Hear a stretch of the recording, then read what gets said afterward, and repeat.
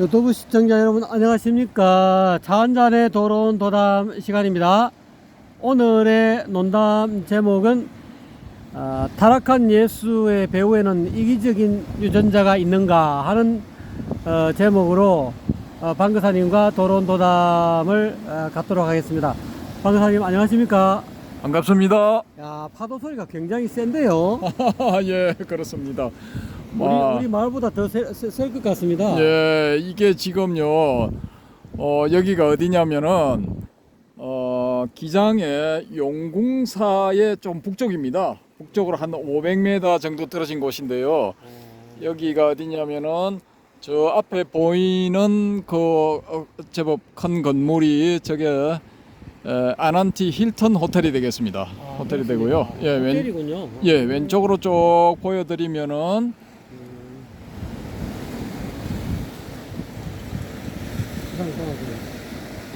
요 건물이 수산과학관에 부속되어 있는 매점 건물이 되겠습니다. 카페군요. 예. 저기서 이제 차를 한잔 마시면서 바라보는 바다의 경치 아주 좋습니다. 예. 그래서 요 뒤편으로 이제 수산과학관이 있고요. 그 다음에 왼쪽으로 쭉 가시면은 그게 용궁사 쪽이죠. 용궁사 쪽으로 쭉 내려가시면은 이제 국립수산과학원 건물들이 나옵니다. 건물들이 나오고 그 건물들을 지나가면은 이제 용궁사가 되겠습니다. 그리고 오늘 이게 보시면은 파도가 제법 많이 치는데요. 이게 지금 이제 비구름이 이 남부 지방으로 몰려오고 있답니다.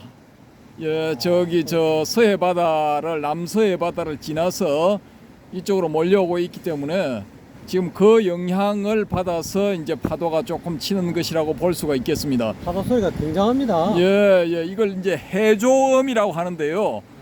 예, 어쨌든 뭐 이게 뭐 싫지는 않습니다. 싫지는 않고요. 이 또 반가운 비를 몰고 온다고 그러니까 더 좋네요. 더 좋고 뭐 음악처럼 듣기 좋습니다. 그렇군요. 예. 비가 오면 진짜 좋겠습니다. 예, 이게 지금 너무 가물어서요. 좀 해갈이 되어야 되지. 그래야 뭐 농사도 시작을 하고 하기 때문에 좀 이렇게 비가 기왕 오는 김에 좀 많이 왔으면 좋겠습니다. 비가 도대체 한 몇 달 안 한 겁니까? 한 두 달 안 왔나요? 한 열흘 전에 좀 왔거든요. 왔습니까? 예, 부산에는 좀 왔는데 왔군요. 잘 잊어버렸군요. 충분한 양은 아니고요. 그냥 이제 급한 불을 끌 정도는 이제 됐는데 뭐 이거 각 지역의 댐에 이제 물이 좀 차고 이렇게 되려면 한 100mm는 와야죠. 예, 임실 근처에 있는 옥정호, 아름답기로 소문이 났다는 그 옥정호가 바닥을 드러내서 뭐 쩍쩍 갈라져서 거북등처럼 돼 있더라고요, 보니까. 예, 그래서 그 옥정호에도 물이 좀 충분하게 차려면은 100mm 정도는 와야 되는데 뭐 어떻게 될런가 모르겠습니다. 일단은 한번 100mm 정도 오도록 기원을 한번 해보죠. 아무래도 하늘에서 이제 봄이 됐으니까 아무래도 하늘에서 비를 내려줘야 정상인 것 같은데 안 그러면 이 농부들 너무 이렇게 울상이겠는데요. 아이고, 지금 뭐 기본적으로 그 농사 짓는 분들은 뭐 애가 많이 타시겠지만은 그 도시에서 이렇게 수돗물 먹는 사람들도 편하지 않죠. 수질이 나빠지니까. 그렇군요. 예. 이 바람이 이제 썰물이 이제 다시 밀물로 바뀌었나요? 예, 물이 이제 슬슬 들어오기 시작하는 중입니다. 예, 조금씩 들어오네요. 느낌이 조금씩 들어오는 느낌입니다. 예, 지금 저 앞에 이제 테트라포드가 쌓여 있죠. 저 방파제 역할을 하는데요. 저기가 이제 여기서는 잘 안 보이시겠지만은 이렇게 쭉 가다가 그 중간쯤 되는 지금 요 지점 손가락 끝 지점 요 지점이 이제 열려 있어 가지고 배들이 이제 들어갔다 나왔다 하고요. 예. 배들이 이제 들어올 때는 저기서 저 앞부분 저 노란 부표 부분 요 부분 요 부분 정도에서 이제 엔진을 딱 꺼버리면은 자연적으로 살살 그 관성의 힘에 의해서 밀려서 저 항구 쪽으로 들어가게 됩니다. 들어가게 되는데 예. 이 항구를 동암항이라고 한답니다. 동암항. 근데 배가 한 대도 없네요. 예, 예. 근데 지금 여기서는 안 보이는데 저 테트라포드 넘어서는 좀 몇 대 좀 있을 겁니다. 아까 저기 예. 보니까 저 배가 저쪽에서 한 대 오네요. 예, 예. 저 배가 아까 이쪽에서 한 대 둥둥 떠 있던데. 아, 그 배는 제가 아까 들어가는 걸 봤거든요. 그래서 예. 지금 오는 배는 딴 배인가 봐요. 예, 다른 배인 것 같습니다. 좀 멀리 이제 조업을 나갔던 배 같은데요. 그렇군요. 자, 이제 저 배가 어떤 식으로 이게 항구로 들어가는지 한번 지켜보시는 것도 재밌을 것 같습니다. 그렇군요. 예. 자, 과연 타락한 예수의 이 본 제목으로 들어가서 논담을 한번 해보기로 본격적으로 해보기로 하죠. 예. 이게 예수가 타락한다는 것도 이게 사실은 말이 안 되지 않습니까? 그렇죠. 이게 이제 예수면은 우리가 생각했을 때 이제 신과 맞먹는 존재고 인간으로서는 거의 완벽한 그런 존재라고 볼 수가 있는데 이런 존재도 타락을 하는가? 뭐 이런 의문점을 가져볼 수 있고요. 또 이제 우리가 일반적으로 아는 악마의 대명사 루시퍼, 이 루시퍼가 사실은 이제 천사였는데 타락을 해서 루시퍼가 되었다 이런 이야기도 있단 말입니다. 예, 그래서 뭐 그런 측면에서 보면은 이제 천사도 타락하는데 인간의 몸을 가진 예수가 타락을 안 할 수가 있나? 예수도 타락할 수 있다라고 주장하시는 분들은 자칭 예수들밖에 아마 없을 겁니다. 자칭 예수들과 그 추종자들은 뭐 그렇게 주장을 하겠죠. 근데 이게 이제 들어온다. 예, 들어오네요. 점점 들어오고 있는데 저 조업에 나선 어선이 맞는 것 같습니다. 예, 이제 본격적으로 항으로. 예, 귀향을 하네요. 이제 진짜 엔진을 끄는 것 같나요? 예, 지금 한번 볼까요? 어떻게 하는지. 엔진 안 끄고 바로 들어갈 수도 있는데 뭐 어떻게 하는지 한번 지켜보겠습니다. 거의 아까 올 때보다 속도를 엄청 줄였습니다. 예, 여기 이 배는 그냥 엔진을 켜고 들어가네요. 밑으로 엔진을 껐나? 예, 들어가서는 아마 껐을 겁니다. 아까 그 배는 확실히 저 부표 노란 부표 부분에서 끄고 들어가더라고요. 그러니까 자동적으로 자연스럽게 저 사이를 통과해서 미끄러지듯이 들어가더라고요. 예, 어쨌든 뭐 그렇게 됐고요. 그래서 이게 이제 우리가 한번 생각해 볼 수 있는 게 이게 우리 인간이라는 존재는 유전자의 목적, 유전자의 설계를 이제 그대로 실행해 주는 어떤 도구에 불과하지 않나 이런 생각을 한번 해볼 수가 있거든요. 저기 이제 동암항 안쪽으로 들어간 배가 보이네요. 지금 엔진을 계속 켜고 있는 것 같은데요.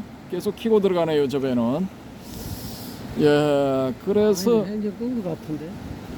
껐습니까? 엔진을 끈 것 같습니다. 엔진을 끄면은 뒤에 이제 흰 물살이 안 일어나거든요. 엔진을 켜놓으면은 이제 물살이 일어나고 그렇게 됩니다.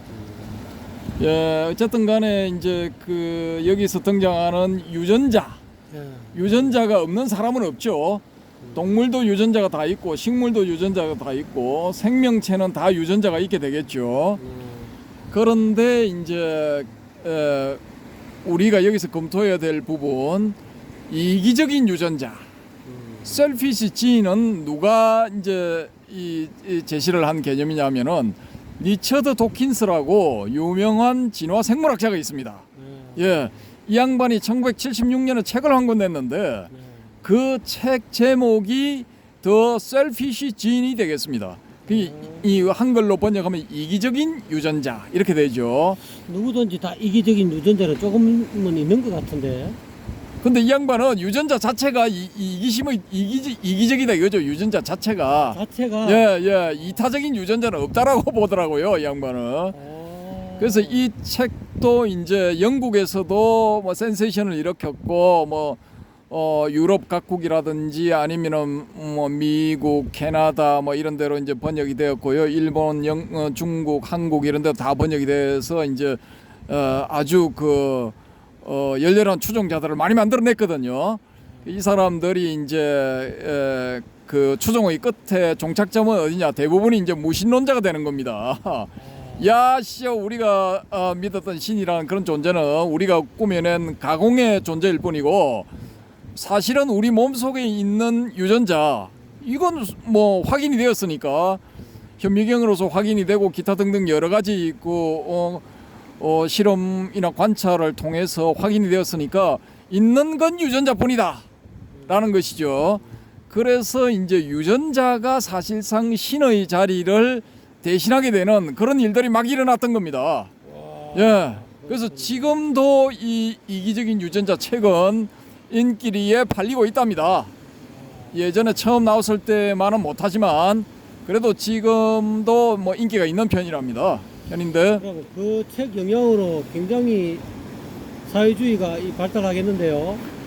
뭐 그럴 수도 있죠. 그럴 수도 있는데 이 양반은 이제 아니 그래 너는 뭐 그러면 신을 부정하는 무신론자이니까 야씨 우리 일반적인 이 기독교 세계에서 봤을 때 넌 일단 나쁜 놈이야. 나쁜 놈 딱지를 딱 붙여버린 거야. 실제로요? 예. 그래서 이제 대척점에 서게 된 거죠. 그래 이 리처드 도킨스라는 사람은 아이 그래 너가 내한테 딱지 붙이든 말든 나는 내가 공부를 해본 결과는 뭐 이거야 유전자는 다 이기적인 것이야. 너가 이타적으로 설명하는 그런 부분들도 뭐 척은지심 뭐 이런 데 의해서 뭐 물에 빠지려는 아이를 구하고 또 뭐 자기를 희생해서 여러 사람을 이제 살리고 하는 이런 행위들도 사실은 자기의 유전자를 남기고 싶은 욕구 때문이지 그게 뭐 순수하게 이타적인 것이라고는 볼 수가 없다. 그 대표적인 예로서 이제 제가 들 수 있는 거는 뭐냐면은 뭐 뇌사 상태라든지 아니면은 더 이상 생을 지속할 수 없는 상태에 놓인 사람들이 장기를 기증하고 가는 겁니다. 예. 장기를 기증하고 가면은 뭐 여러 사람한테 혜택을 줄 수가 있죠. 그러면은 그 혜택 받은 사람들한테 이 기증자의 유전자가 살아 있는 거예요. 그 안에서. 예. 그렇게 되면은 이 리처드 도킨스의 주장이 맞거든요. 어쨌든 간에 뭐 기증을 안 하고 죽어버리면은 소각을 하든지 아니면은 뭐 매장을 당하든지 하게 되면은 일단은 유전자가 사라지는 거란 말입니다. 근데 기증을 하게 되면은 자기 유전자가 일단은 뭐 30년이든 50년이든 3년이든 5년이든 더 살 수가 있단 말입니다. 그럼 자신의 유전자를 이제 더 남기고 싶은 그런 욕구에 의해서 그런 이타적인 행위를 하는 것이다. 근데 더 정확하게 표현하자면은 뭐 철수와 영이라는 이런 개화들은 이거 다 이제 개체들은 유전자의 종속물에 불과하다 이거예요. 유전자가 시키는 대로 하는 것이다. 근데 기증을 하겠다는 사람은 이제 유전자의 뜻을 받들어서 유전자의 지시를 받들어서 그대로 실행을 하는 사람이고, 나는 기증 못 하겠어. 난 절대 안 해. 그냥 죽을 거야. 이건 이제 유전자에 대해서 이제 반란을 일으킨 이제 반란적인 그런 개체죠. 반동이다 말입니다. 반동. 유전자 입장에서 봤을 때는. 그래서 이제 이 리처드 도킨스의 주장처럼 인간이 유전자의 명령대로 움직이는 하나의 기계에 불과하다라고 봤을 때는 이 나는 예수다라고 주장하는 놈도 이 자신의 유전자를 복제를 확실하게 하고 복제를 더 많이 하고 싶은 유전자의 욕구를 그대로 반영을 한 결과 나는 예수다라는 그런 작전을 짠 것이지 않느냐. 나는 예수다라는 그런 발언을 한 것이지 않느냐. 그 발언을 한다는 자체가 이미 일종의 전술이다라는 겁니다. 유전자를 남기려는 큰 전략에 부속되어 있는 주요 전술이다라는 거죠. 그럼 유전자가 사고를 한단 말입니까? 그렇게 되면 이제 좀 복잡해지는데요. 유전자는 본능적으로 자신을 복제하고자 하는 욕구가 있다라는 겁니다. 기본적으로 그 유전자의 할 일은 다른 거 다 필요 없고 무조건 자기 복제, 자기 복제 거기에 충실하도록 설계되어 있는 것이 이 유전자라는 놈입니다. 유전자 안에 자체적으로 그런 어떤 기능을 가지고 있다는 것이지. 그거는 생각하는 그런 어떤 물건이 아니다 이 말이죠. 그렇죠. 근데 이제 또 뭐 이렇게 생각을 해보면은 우리의 뇌, 우리의 사고 기능을 담당하는 뇌가 이게 뭐 사실 들어가 보면 또 유전자 없는 게 없어. 다 유전자가 있어. 뇌세포 안에 다 유전자 있어요.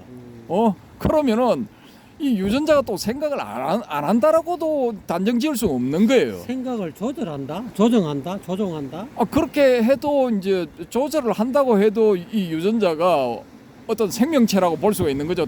최소 단위의 생명체. 그렇게 볼 수가 있다라는 겁니다. 그래서 이 생명체는 다른 건 몰라도 자기 복제에는 특화되어 있다는 거예요. 자기의 생명을 복제를 위한 그런 어떤 사고를 할 뿐이지, 사고라기보다는 어떤 그런 움직임일 뿐이지, 그게 자체적으로 유전자가 생각하는 건 아니겠죠. 그건 이제 다음 과제로 남겨두고요. 지금 이제 생각해 볼 수 있는 건 어떤 거냐면은 이게 나는 예수다라고 하는 이런 사람들이 이제 자신이 자기 머릿속으로 자기 사고를 이용해서 다른 사람들을 이런 식으로 기만을 해서 자신의 이 욕구를 채운다, 이렇게도 볼 수가 있고, 그런 해석도 가능한가 하면은, 두 번째 해석은 이 리처드 도킨스의 이론을 응용을 할 것 같으면은 유전자가 시키는 대로 했다는 거죠. 간단하게 말해서. 예, 복잡하게 뭐 설명할 필요 없이 유전자가 그런 말을 하도록 시켰고, 그래서 그런 말을 했고, 유전자의 그런 그 자기 복제 욕구를 충실히 이제 반영하기 위해서 그 여러 여성들과 성관계를 가졌다, 이렇게 볼 수가 있는 거죠. 그렇게 보면은 이게 또 아구가 맞아 떨어져. 일단은 설명이 돼요. 그렇게 할 것 같으면은 이 뭐 JMS라든지 기타 등등 뭐 여러 소위 말하는 사이비 종교의 교주들, 또 이제 우리가 이게 저 불교에서도 볼 수 있는 이 통일신라 시대 원효 스님, 또 쭉 내려와서 부설거사, 뭐 또 쭉 내려와 가지고 이 근세 한 100년 전에 활동을 했던, 100여 년 전이네요. 그 활동을 했던 뭐 경허선사, 이런 사람들도 다 이런 케이스라고 볼 수가 있겠죠. 그러면 우리가 여기서 한 가지 이제 또 이 의문을 또 올려 볼 수 있는 게, 아니 예수는 그렇다 치고 견성성불을 했다는 사람들이 아니 유전자에 지배당하는 것인가? 그러면은 막 그냥 견성성불을 하기 위해서 뭐 혈연도 끊고 뭐 오만 걸 다 끊고 밀폐된 공간 그런 데 들어가서 소위 말하는 무문관, 문이 없는 그런 토굴, 토굴 비슷한 그런 집에 방 한 칸짜리 그 방 안에 들어가서 견성성불을 하기 위해서 모든 걸 다 침식을 입고 모든 관계를 다 끊어버리고 고립된 상태에서 뭐 5년 10년씩 이 수행을 하다가 깨달은 결과물이 다 유전자의 조작이었단 말인가? 유전자가 다 사실은 이런 모든 일을 꾸민 것인가? 뭐 우리가 그런 의심도 해볼 수가 있거든요. 그렇군요. 예. 그래서 일반적인 그런 깨달음의 개념, 선불교에서 이야기하고는 견성성불의 개념에 비추어 보면은 이 견성성불 한 사람, 소위 말해서 한소식 한 사람들은 유전자를 뛰어넘어야 돼. 예. 그 유전자는 우리가 이제 태생적으로 타고난 것 아닙니까? 그렇죠. 그러면 이 사람들은 유전자가 지시하는, 야 지금은 잠을 자야 돼, 이 잠도 뛰어넘었고, 지금은 밥을 먹어야 돼, 이 먹는 것, 침, 식, 이걸 다 뛰어넘었단 말입니다. 그래 본능적인 그런 부분들, 유전자가 이렇게 강력하게 지시하는 그런 부분들을 다 뛰어넘은 사람들이라고요. 그렇게 해서 소위 말하는 견성, 자신의 성품을 보고 성불 부처가 되었는데, 그 뒤에 나타나는 일련의 행동들이 마치 유전자의 조종을 받는 것처럼 그런 식으로 행동을 했다면은 이거 뭔가 아구가 안 맞다라는 거죠. 그러면 견성성불이 가짜 엉터리든지, 아니면은 이 유전자의 우리 인간은 유전자의 지배를 받는 기계다라는 이 이론이 잘못된 것인지, 둘 중에 하나는 틀렸다라는 거예요. 두 개가 같이 양립할 수는 없는 거예요, 이건. 그래서 이제 또 한 가지 우리가 생각해 볼 수 있는 것은, 야 만약에 이게 이 유전자의 지배를 받는, 인간이 유전자의 지배를 받는 기계에 불과하다라고 봤을 때, 그러면은 자칭 예수다라는 인간들, 자칭 부처다라는 인간들, 자칭 이 보살이라는 인간들이 저지른 이 각종 부도덕하고 비도덕적이고 불법적인 행위, 소위 말하는 범죄 행위, 이런 행위들도 전부 다 그러면은 죄가 없는 것인가? 예. 이건 뭐 자기가 하려고 한 게 아니라 자기도 이제 사주를 받아 어쩔 수 없이 했기 때문에 다 용서를 해줘야 되는 것인가? 이런 문제가 또 생길 수가 있거든요. 그거 어떻게 생각하십니까? 그거는 아무래도 그렇게 되면은 유전자가 생각하는 그런 기능, 능력이 있어야 그게 가능할 것 같은데, 뭐 추궁을 뭐 죄를 추궁하든지 뭐 하든지 하지만은 유전자는 오로지 자기 역할에만 충실했을 뿐인데, 사람이 어떤 그 유전자가 사람은 어떤 생각하는 기능을 가지고 있고 주체적으로 그런 어떤 사고하는 능력을 가지고 있고 또는 결정하는 능력을 가지고 있는데, 그거를 쉽게 말하면 일단 무시해버리고 유전자를 따라가는, 어떻게 보면 육체의 종속들은 육체의 어떤 유전자가 하라는 대로 그런 따라가는 것은 아무래도 그거는 아닌 것 같은 생각이 들고, 사람은 아무래도 이성적 존재고 또 그런 사고하는 능력을 가지고 양심을 가지고 하는데, 유전자가 하라는 대로 다 뭐 따라한다면은 그거 뭐 사람이라 할 수 없죠. 아무래도 사람은 그런 것을 유전자가 원하는 것을 조절할 수 있고 참을 수 있고 또 자기 의지대로 할 수 있는 그런 주체적인 존재라고 보는데, 봐야 되지 않겠느냐 하는 게 제 생각입니다. 그래서 이제 여기서 금방 이제 또 우리가 떠올릴 수 있는 게 자유의지거든요. 예, 자유의지. 예, 인간에게는 과연 자유의지가 있는 것인가 없는 것인가? 있다고 봐야죠. 예, 자유의지가 있다라고 봤을 때는 이거 나는 예수다라고 해서 각종 비행을 저지른 놈들은 강력한 처벌을 받아야 되는 것이고요. 자유의지가 없다. 누군가 어떤 존재가 짜놓은 그런 각본대로 움직이는 모로모토에 불과할 뿐이다 하면 이거는 이제 면피가 되는 거죠. 과거에 석가모니도 그거에 대해서 자유의지가 없다는 그런 외도들의 주장에 대해서 강력하게 반발하고, 그거는 잘못된 사견이다 이렇게 이야기하지 않았습니까? 예. 그래서 이제 도킨스라는 이분도 사람들이 자기의 의도를 오해하고 있다. 내가 이기적인 유전자라는 책을 냈을 때는 이 우리 인간의 몸 속에 있는 유전자가 우리를 지배하려고 무던히도 노력을 하고 우리의 그 임종 때까지도 괴롭히지만은 인간은 그걸 극복할 수 있는 자유의지가 있다. 예. 왜냐? 인간은 동물과 다르게, 다른 동물들과 다르게 문화라는 것을 만들어냈다라는 거죠. 문화. 예, 문화. 더 나아가서 문명. 문화와 문명이라는 걸 만들어냈기 때문에 이건 유전자의 지배를 받는 그런 존재로 단순하게 살아간다면은 결코 이룰 수 없는 것들이다.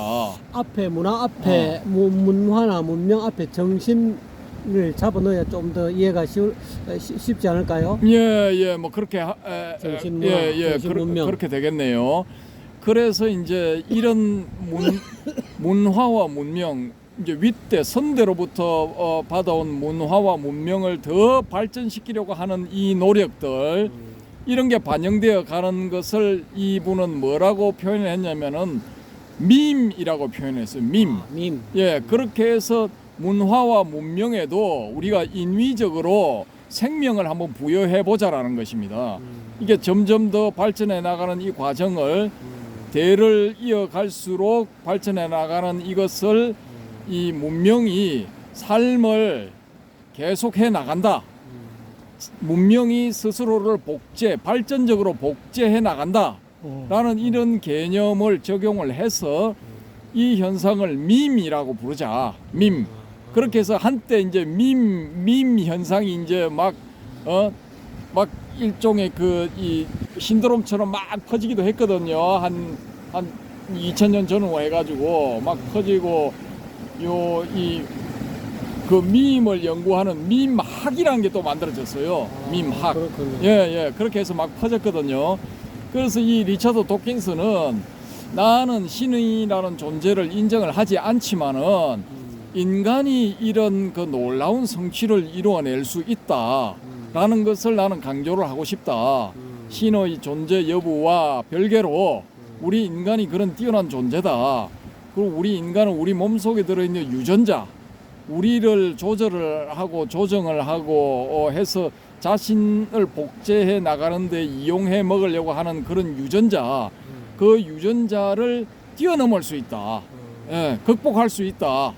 라는 그 점을 강조를 하고 싶었는데 사람들은 앞부분만 보고 뒷부분은 그 주목을 하지 않더라라는 거죠. 예, 그래서 자기를 전체적으로 이 무신론자라는 껍데기를 자기 무신론적인 입장 그걸 이제 침소봉대를 해가지고 넌 무신론자지 그러니까 기타 등등 이러저러 하기 때문에 넌 나쁜 놈이야 이렇게 몰아붙이는데 내가 유전자라는 그런 그걸 이제 연구를 하고 그걸 내세웠던 것은 결국은 인간의 어떤 뛰어난 점 그걸 이렇게 이제 결론적으로 이렇게 나타내고자 드러내고자 했을 하는 목적을 가지고 있었던 것인데 이게 여러 사람들의 오해를 불러일으킬 줄은 몰랐다. 그래서 책 제목을 이 이기적인 유전자 셀피시 주인이라 할 게 아니라 임모탈 주인. 임모탈은 이제 이 불멸의 그런 뜻이거든요. 죽지 않는 불멸의 유전자라고 해서 책을 냈더라면은 좀 오해가 강도가 약해지지 않았을까? 뭐 그런 식의 주장을 지금 하고 있거든요. 불면의 유전자. 예, 유전자는 이제 계속 간다라는 거죠. 사라지지 않는다라는 거죠. 그래서 이제 우리가 여기서 한번 다뤄보는 거는 이 유전자도 이 불교에서도 좀 심각하게 검토를 한번 해볼 필요가 있다는 거예요. 그러면은 뭐 어떤 열심히 수행을 해서 어떤 깨달음을 얻었다라는 겁니다. 일정 정도 이제 지위를 갖추게 됐다라는 거죠. 이 깨달음의 계위에 있어서 지위를 갖추게 됐는데 이게 또 어떤 인연에 의해서 또 밑으로 떨어지게 된다라는 거죠. 이제 하강하게 되는 밑으로 추락하게 되는 결정적인 역할, 천사가 타락 천사가 되는 그런데 이제 유전자가 결정적으로 작용하지 않았느냐라고 이제 이렇게 이 추정해 볼 수가 있단 말입니다. 근데 여기서 또 한 가지 우리가 생각해 볼 건 뭐냐? 아니 견성성불을 했다라는 거예요. 그러면 부처가 됐다라는 이야기 아닙니까? 뭐 여기서 우리가 유식적으로 접근을 해보면 원성실성이 된 거죠, 그죠? 그럼 원성실성은 완전한 존재 아닙니까? 완전한 존재, 이거 결함이 없는 존재. 근데 그 결함이 없는 상태가 되었는데 왜 또 다시 타락을 하느냐 이거예요. 왜 밑으로 떨어지느냐 이거야. 이걸 또 우리가 한번 심각하게 고민을 해볼 필요가 있거든요. 그럼 과연 그렇게 일정 정도 지위까지 올라갔던 그런 사람들, 소위 현자 내지 성자의 반열에 들어갔던 사람들이 타락하는 것은 과연 이게 유전자 때문인가? 불교 이론에 의할 것 같으면 원성실성 최후의 상태 거기에 딱 도달하게 되면은 그럼 문제가 없어야 되는 거예요. 번뇌도 없고 고통도 사라지고 또 밑으로 타락도 안 해야 돼. 추락도 안 해야 돼. 안 해야 되는데 추락하는 현상들이 나타나는 거예요. 실질적으로 우리 주변에 보면은 불교권에도 그런 사람들 무지하게 많아. 그럼 그런 사람들이 왜 그렇게 되느냐라는 거죠. 그럼 이기적인 유전자 때문인가 과연? 이걸 한번 심각하게 검토해볼 필요가 있다라는 겁니다. 그게 이기적인 유전자하고 그 업보 또는 업력하고 또 어떤 관계가 있을까요? 그 업력이라는 것도 숙세 이래로 쌓아온 업력이라는 것도 사실은 요 정체가 유전자 요놈이다라는 거지. 업으로 인해서 유전자 속에 그게 업력이 저장이 되는 건가? 물리적으로 설명하자면은 그렇다고 볼 수밖에 없죠. 그 업을 지은 그 어떤 업보로서의 어떤 그 씨앗이 다음 생에 그것이 필 수 있도록 그 유전자가 계속 그 자기가 가지고 있던 유전자 속에 가지고 있던 그 어떤 그 업보를 자기는 꽃피워야 되니까 그거를 계속 이렇게 사람으로 하여금 강요하는 거 또는 어쩔 수 없이 그 길로 갈 수밖에 없게 하는 그런 힘이 있는가? 근데 그렇게 생각을 하면은 또 이런 생각도 가능해요. 아니 우리가 죽고 나면은 화장하지 않습니까? 요즘 대부분이 네. 화장하고 나면 유전자 사라지고 없잖아요. 다 파괴돼 버리고. 그렇죠. 그렇죠. 그러면은 그걸로 땡이야. 유전자 사라지고 없어. 그 자식이 있잖아. 그러면 그 자식이 그러면 나의 내가 윤회한 그런 어떤 존재가 돼야 된다는 건데. 아니지. 이제 유전자는 자기하고 똑같은 100% 똑같은 그 유전자가 아니지만 자기하고 비슷한 유전자를 복제시키고 죽는데 내가 만약에 자식이 없을 경우에는 어떻게 보면은 육체적인 유전자 자체는 사라진다고 봐야죠. 아이 그래 내가 지은 업의 과보를 내 자식들이 왜 받아야 되는 건데? 내가 지은 과보는 내가 받아야지. 그런 문제가 생기거든요 그게. 그리고 이게 뭐 제1의 공경이라고 하는 초기 불교의 경전 속에 나오는 업보는 있대 작자는 없다. 이게 좀 황당한 소리가 또 이제 떠오르게 되는 거예요 여기서. 이렇게 되면 이 업보는 있고 작자는 없다. 이게 뭐 웃기게 되는 게 뭐냐면은 유교의 그 네 가지 마음 있죠, 그죠? 사단. 예, 사단 인의 예지. 그다음에 뭐 수호지심, 사양지심, 척언지심, 십이지심 그거 있잖아요, 그죠? 그러면 결론적으로 작자는 사라지고 이거 인의 예지와 심만 남는다는 거야. 인간의 인생이라는 게 작자가 없다면은 이것도 황당한 거야 이게 주장 자체가. 그러면은 이 주장이 맞을 것 같으면은 어떻게 되느냐? 불교에서 불교는 윤회를 기반으로 해서 성립된 종교인데 이게 무너지게 되는 거예요. 윤회라는 이 불교 성립의 기반 자체가 무너지기 때문에 불교는 사기가 돼버린다고, 엉터리가 돼버린다고요 이게. 작자가 없으니까. 예, 주장 자체가 엉터리가 돼버리는 거야. 그럼 이게 작자가 없는데 받을 놈도 없다. 그렇죠. 누가 받을 거야? 과보는 누가 받을 거야? 인광보 이 체계가 이거 완전히 엉터리 메커니즘이 돼버리는 거예요. 그런 또 이렇게 함정이 있군요. 예, 그런 그 모순점이 또 난점이 있을 수가 있습니다. 그래서 이 유전자라는 이 개체가 이게 상당히 이제 불교 쪽에서는 덕이 될 수도 있고 실이 될 수도 있고 불교를 이제 아주 강력하게 공격할 수 있는 것이기도 하면서 또 이걸 잘 이용을 하면은 불교에서 설명 못하는 난점들 그런 점들을 또 멋지게 또 설명해 낼 수 있을 것 같기도 하거든요. 유전자는 오로지 물질적인 유전자밖에 없을까요? 거기서 이제 해결책이 이제 나오기 시작하는 거죠. 정신 유전자. 예, 정신 유전자. 그게 이제 유식에서 이야기하고 있는 종자식. 예, 종자식. 예. 유식은 이제 종자식의 개념으로서 이제 그걸 설명을 하죠. 업을 내가 지은 이 업은 내 종자식에 이게 저장이 된다는 거예요. 예, 이게 저장이 돼가 내 몸이 설령 불타 없어져 버린다 할지라도 그 정신적인 존재인 그 종자식에는 정신 종자식에는 그게 다 기록되어 있다는 거야. 정신 종자식도 어떻게 보면은 일종의 그것도 유전자인가요? 이제 정신 유전자라고 보면 되죠. 정신 유전자. 예, 정신 유전자. 그렇게 하면 이제 현대적인 용어인 유전자라는 표현을 가지고 유전자가 그럼 두 가지가 있다는 결론이네. 예. 그 이제 지금 리처드 도킨스가 다룬 건 이제 물리적인 유전자인데, 예. 근데 우리는 이제 정신 유전자, 요걸 이제 한번 생각해 볼 필요가 있다라는 거죠. 결국은 불교는 정신 유전자를 어느 정도 믿고 또 그거를 갖고 이제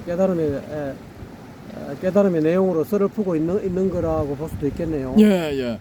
그래서 이제 요번 대론의 주제인 그 타락한 예수의 배후에는 이 유전자가 이기적인 유전자가 있는가 요 문제에 대한 답변으로서 이 물질적인 유전자가 아니고 정신적인 유전자.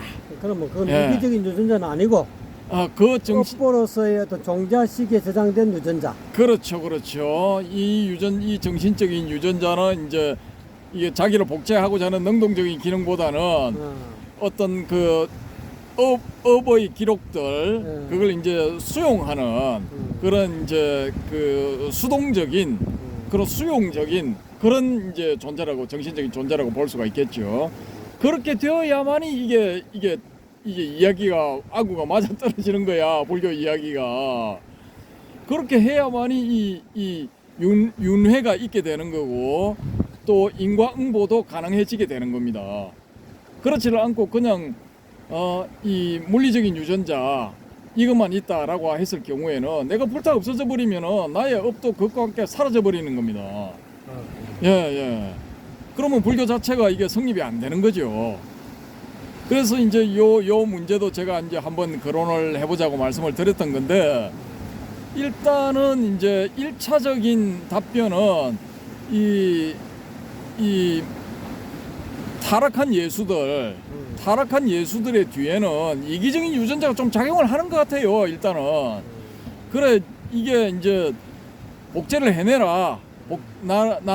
나의 유전적인 특질을 가진 유전자를 네가 이제 그런 그 관계를 가짐으로 인해서 아들이나 딸이나를 만들어서 복제를 해내라라는 이 물질적 내지 물리적인 유전자의 어떤 그 요구 사항을 성실히 이행했다고도 볼 수가 있는 겁니다. 이건. 근데 내가 보건대는 그거를 성실히 이행했다고 하지만 일반 사람들하고 달리 이행했기 때문에 아무래도 정신적인 그런 어떤 그 씨앗 유전자 그 속에 있는 정신적인 유전자가 그 촉발적인 원인이 돼 가지고 모든 사람들이 평범하게 가지고 있는 이 육체적인 이 유전자를 촉발시켰다고 해도 과언이 아니겠는데. 그렇게도 볼 수가 있는데요.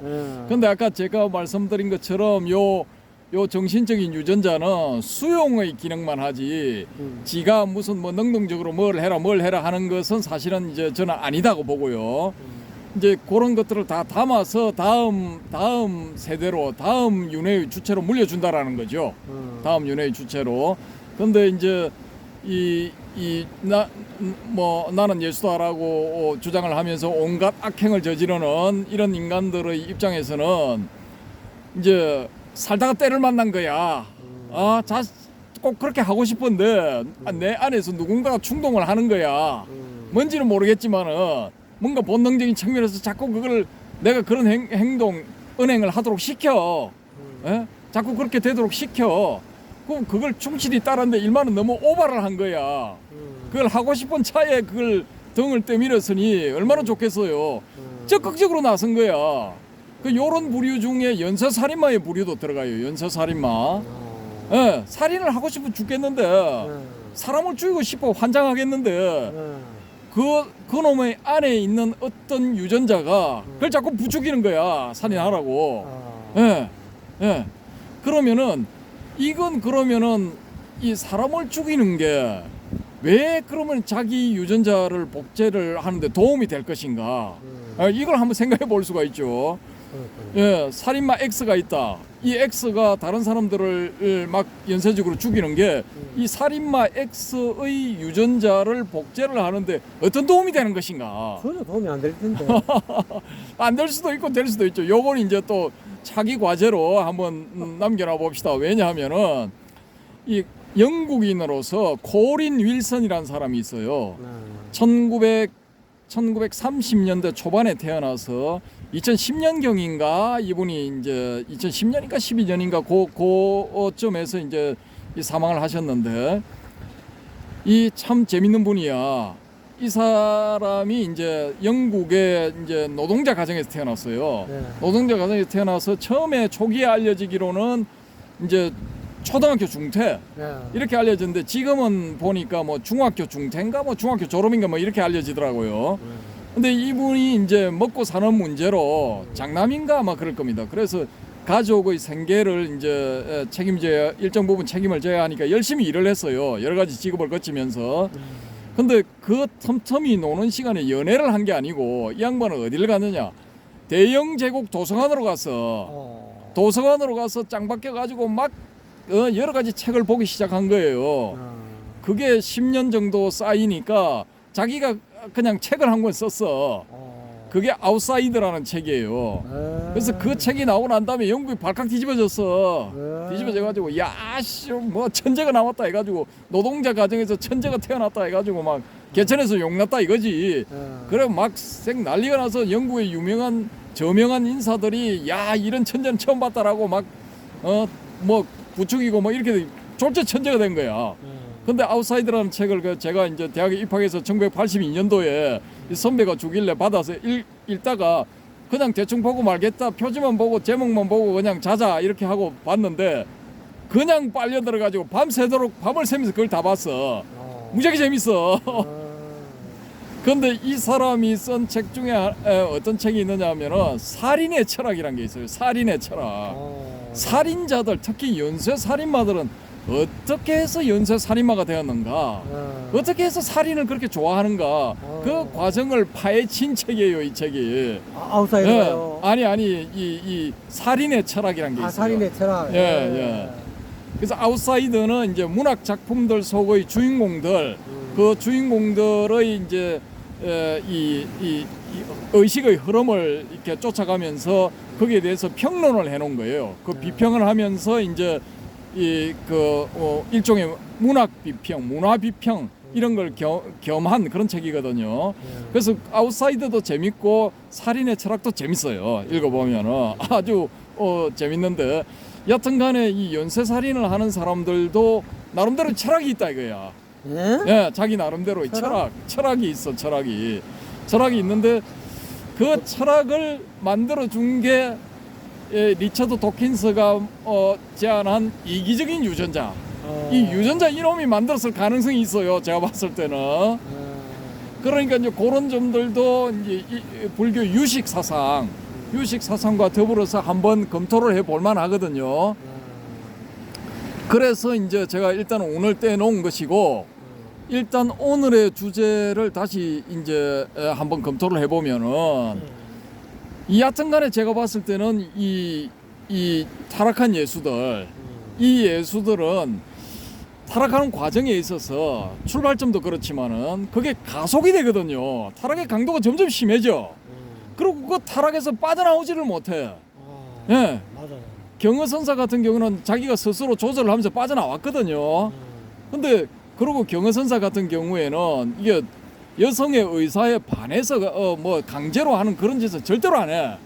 예. 이 사람은 합의에 의한 거야. 다 기록들을 찾아보면은 상대방과 예. 그리고 그 정황 증거도 그래요. 제가 봤을 때는 이건 합의야, 합의. 합의인데 이 지금 자칭 예수라는 놈들이 저지르는 성과 관련된 범죄, 비행 이런 건 전부 강제야, 강제. 그리고 일방적인. 예. 자기 중심적으로 그렇게 일이 진행돼 버린 거예요. 그러니까 상호 평등 이런 거 전혀 없어. 예. 그러니까 요 놈들이 요렇게 이제 막 하는 데는 뭔가가 있다 이거 내부에. 이게 내부에 뭔가가 있어. 예. 그 뭐 대부분 보면 자칭 예수다 하는 인간들이 학력이 또 낮아. 예. 국졸 대부분이 국중퇴 그래. 예. 그런데 이제 이 사람들이 권위를 가지려면은 나는 예수다라고 주장하면 권위가 팍 생겨버리는 거예요. 가장 막강한 권위를 가지게 돼버리는 거예요. 그게 인정을 받게 되면은 유럽처럼 정신병원으로 직행하게 되면 실패하지만은 예, 여기는 그렇게 정신병원 안 보내잖아요. 그렇죠. 예, 오히려 떠받들지. 예, 성공할 확률이 높은 거야. 막강한 권위를 얻을 수가 있어. 근데 그 권위를 얻어서 자신과 이웃에게 보람이 되는, 도움이 되는 그런 일을 했으면 좋았는데 이 인간들이 정반대편으로 사리사욕을 채우는 방향으로 흘러갔다라는 거야. 대부분이 그래요. 대부분이 종착점은 그쪽이야. 그렇게 된 데는 뭔가 이게 있다라는 거야. 학력의 길고 짧음에 상관없이 이 내부에 뭔가가 이게 조절하는 그걸 충동적으로 이게 충동질하는 뭔가가 있다 이거야.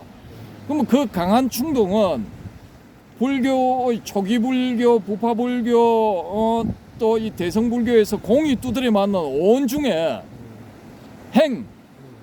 행에 해당하는 쌍카라 혹은 쌍스카라 요 놈일 가능성이 높다 이게 충동. 이 행도, 불교의 행도, 이 사고의 과정에서 일종의 추동력이거든요. 추동력. 이 추동력이 이 오는 그 근원이 유전자일 가능성이 있다라는 거예요. 예. 이게 이 유전자의 이 뭐야 꼬임 내지 푸시를 받아가지고 일마가 의식해서 그런 그 행위를 해야 되겠다는 그런 짓을 해야 되겠다는 이 추동력이 생겨버리는 거예요. 예. 그러면 행 다음에는 뭡니까? 식이죠. 예. 식으로서 이제 완전히 굳혀가지고 그 다음에 행동으로 들어가 버리는 옮기는 거야. 그러니까 요런 과정들, 요런 것도 한번 이제 연구를 해볼 필요가 있다는 거죠.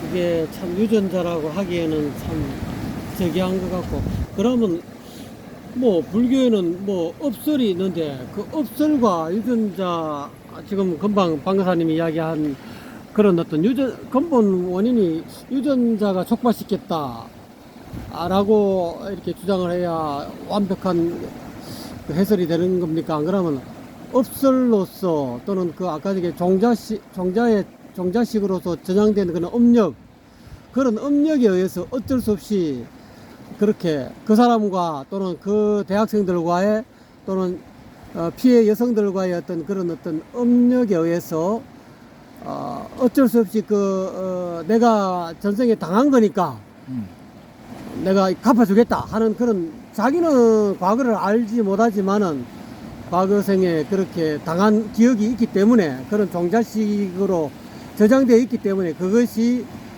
어느 인연이 맞아가지고 그것이 결국은 과보로서 그대로 갚아줬다 이렇게 해줘야 그것이 업설로서의 어떤 불교의 어떤 그런 그런 교리 체계가 어느 정도 맞는 것 같은데, 그러면 과연 그 DNA 과연 그런 거로 인해서 촉발이 됐다 하기에는 좀 저기한 것 같지 않습니까? 그런데 이게 참 재밌는 게, 근데 금방 말씀하신 그런 논리는 그 타락한 예수들의 입장에서는 천군만마를 얻는 그런 기분이겠습니다. 그렇습니까? 자기들의 행위를 이제 정당화시켜 주는 거니까 네. 나는 전생에 당한 대로 갚아줬을 뿐이다. 뭐 이렇게 주장할 수도 있겠죠. 불교적인 측면에서 봤을 때는. 근데 이제 그렇게 이야기한다는 것 자체가 그거는 문제가 있는 건데, 그렇게 이야기하지 않아야 그거는 뭐 진짜 이게 불교적인 측면에서 그 사람을 좀 이렇게 선처해 줄 수 있을런지 모르겠지만, 그거를 이용해서 나는 그렇게 해서, 이것도 일종의 불교 교리라고 할 수 있는데, 그 불교 교리를 이용해 가지고 그 교묘한 JMS도 그 예수님의 그 어떤 그 성경의 그런 교리 내지는 가르침을 이용해 가지고 여성들을 그런 식으로 그 구렁텅이로 몰아넣은 거로 나는 알고 있는데, 결국은 이런 것들도 자기가 만약에 알고 있었다면은 자기가 빠져나가는 뭐랄까 그 어떤 그 형벌을 또는 어떤 과벌을 받지 않은 그런 교묘한 그거로 이용한다 할까요? 이용할 수 있을 거니까 오히려 이제 이런 것들이 우리는 좀 삼자적인 입장에서 바라본 건데, 만약에 이런 것이 업설이 만약에 그런 식으로 그 사람한테 천군만마가 된다는 것은 참 이게 문제가 심각한 거죠. 그러니까 그런 발언을 하실 때는 좀 조심을 해서 하시는 게 맞을 것 같고요.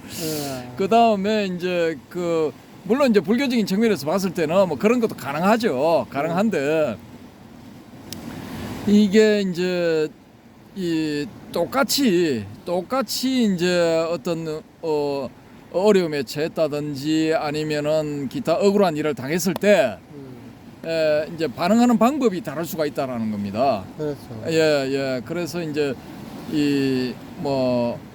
나의 과거에 이제 숙세의 업보다라고 이제 그걸 수긍을 하고 또 이제 삶을 이제 이어가는 케이스도 있을 수가 있고요. 그렇지를 않고 그 원한을 갚겠다 해서 이제 이걸 이제 탈리오의 법칙에 의해서 너도 한번 당해봐 하고 끝까지 이제 그걸 복수를 하는 리벤지, 이제 복수를 하는 거죠. 이제 네가 내 가족을 죽였으니 나도 네 가족을 죽이겠다. 뭐 이런 게 되는 거죠. 근데 이제 이번 이번 이제 나는 예수다 타락한 예수들이 저지른 비행 예? 이 여기에 대한 이 응징은 확실하게 돼야 되는 게 뭐 왜 그러냐 하면은 막 그냥 아이고 내가 당한 것도 내가 뭐 나의 업보야 하고 수긍하고 살아갈 수도 있죠. 대부분의 여성들이 이제 그렇게 살다가 이게 뽀록이 나니까 일부 용감한 여성들은 여기 이제 고소 고발에 동참하고 그렇게 했거든요. 그랬는데 이제 많은 사람들이 많은 그 100명 중에 한 90명 내지 95명은 숨어 있다고 봐요. 저는 피해를 이제 뭐 여러 가지 뭐 이유에 의해서 이제 그걸 노출을 안 하고 그냥 감수를 하면서 살아가고 있다고 보는데 일부 용감한 5% 내지 이제 10% 여성들이 하는 그런 그 고소고발 저는 이제 그걸 지지하거든요. 왜냐하면은 이 타락한 예수들을 낳아놓으면은 타락한 부처들, 타락한 보살들을 낳아놓으면은 이 새끼들이 이 짓을 확대 재생산을 해. 예. 또 다른 무수한 피해자들이 생겨날 수가 있어요. 그러니까 그걸 차단하기 위해서라도 강력하게 응징을 해야 돼 이놈들은. 응징을 안 하면 또 오염이 될 수 있어. 다른 사람 또 그거 배워서 또 한다니까. 그러니까요. 모방범도 생길 수가 있고. 그러니까. 예. 그러니까 이 저 송나라 때 뭐 벽암록 이런 거 태워버린 원호 극건 선상가 그 분들 같은 경우에 아니 이 주변을 둘러보니까 조그마한 3살짜리 사미성부터 시작해가지고 80살 비구들까지 전부 다 뭐 할방하고 이지랄하고 자빠졌더라 이거야. 그랬군요. 뭐 화두선 참선 이거 해본 적도 없고 하는 흉내만 낸 것들이 나는 선사다 하고 나와가지고 나는 할이다 너는 방해라 뭐 이지랄하고 자빠졌더라 이거예요. 그러니까 선책들 다 가져와 판 자체를 불질러 버린 거예요. 잘했네. 이것들이 이 똑같은 물이라도 물을 옹달샘에 물을 먹고 독을 만들어내는 독사의 무리들이 아닌가 해가지고 불을 쳐질러 버렸던 거예요. 여기에. 예수님의 말씀하고 비슷하네. 예. 독사의 무리들아. 그러니까 이 여기서도 이 자칭 예수다라는 놈들의 악행을 저지를 하지 않으면은 모방범들이 무수하게 생겨날 수가 있다니까. 맞습니다. 예. 그러니까 자기 그렇게 해서 예수라는 껍데기를 쓰면서 부처라는 껍데기를 쓰면서 보살이라는 껍데기를 쓰면서 자신의 비행을 정당화시킨다고요. 이 축생들이. 그렇군요. 예. 그러니까 난 용감한 그 여성들을 지지를 해요. 일벌백계를 해야 되겠는데요. 예. 그 이제 남들을 위해서 더 이상 이런 자신과 같은 피해자가 생겨나지 않기 위해서 자기를 희생하는 거예요. 자기를 드러내면서 사람들의 손가락질 멸시를 각오하고 이제 나선 거예요. 총대를 메고 나선 거지 말하자면은. 난 그 지지한다 이거예요. 저도 마찬가지입니다. 그러니까 이제 우리는 이 뭡니까 이런 타락한 예수들의 뒤에 이 유전자가 시켰기 때문에 여러분들은 이 인간들은 무죄입니다라는 이런 주장을 하려는 게 전혀 아니에요. 아니고 비겁한 변명이고 아니고 아주 그냥 양아치 같은 그런 사람들이라 쓰는 수법이지 그게. 그 이제 리처드 도킨스가 자기 저서의 후반 부분에 이야기했다시피 인간에게는 그런 유전자의 유혹, 유전자의 지시 그걸 극복하고 이겨낼 수 있는 그런 파워가 있다 이거예요. 인간에게는 그렇죠. 뭔가 내재돼 있다 이거야. 그러면 이건 뭐냐? 게슈탈트 이론도 나올 수가 있어요. 인간은 온 색수상 행식의 5가지 요소의 결합, 단순한 그 결합 외에 뭔가가 있다 이거야. 그렇지. 그 결합을 뛰어넘는 뭔가가 있다라는 거예요. 여기서 또 오는 억울하다 이거야. 왜 내만 갖고 지랄들이야. 오온이 억울해 할 수도 있는 거예요. 오온이 흩어놓으면은 단순한 5가지 그 요소에 불과한데 합쳐지면은 이게 슈퍼 울트라 파워를 낼 수 있다라는 거야. 온 요소가 합쳐져서 인간이 되면은 사람이 되면은 예 그러니까 이 우리가 이 단순하게 뭐 유전자 어떻고 저떻고 뭐 이제 타락한 예수 어떻고 저떻고 하는 이 문제가 인간의 본질적인 측면 이 문제하고도 연결이 될 수가 있단 말입니다. 사실은 그래서 우리가 이 단순하게 설법할 때 막 그냥 뭐 불교 이론만 이게 할 게 아니고 이 심리학계의 최신 이론 뭐 이 진화 심리학이니까 뭐 심리학이라 합시다. 뭐 생물 심리학에 해도 괜찮고 뭐 생태학도 들어갈 수도 있고 생기론도 이게 연결이 되고 막 여러 가지가 연결이 되거든요. 근데 요런 것들도 우리 불교에서 이 리차드 도킨스라는 이분은 지금 살아 있거든요. 생존해 있단 말입니다. 예, 왕성하게 지금도 활동하고 있기 때문에 요런 것들도 이제 접점을 찾아서 우리가 한번 검토해 보면은 불교도 발전하고 또 진화심리학도 발전하고 뭐 저쪽에 리처드 도킨스가 주장하는 그 이기적인 유전자가 이타적인 유전자로 또 될 수도 있는 거예요. 예. 그래서 서로 윈윈할 수 있는 그런 길을 찾을 수도 있다라는 그런 의미에서 이제 한번 제시를 해본 겁니다. 오늘 거의 1시간 가까이 55분이 좀 넘었군요. 박사님 수고하셨습니다. 독자 여러분 어떻습니까? 이 유튜브 시청자 여러분, 오늘의 이 도론도담 마음에 드셨다면 꼭 구독 신청 부탁드리고요. 좀 더 발전된, 좀 더 유익한 내용으로 여러분에게 보답드리겠습니다. 박사님 감사합니다. 감사합니다.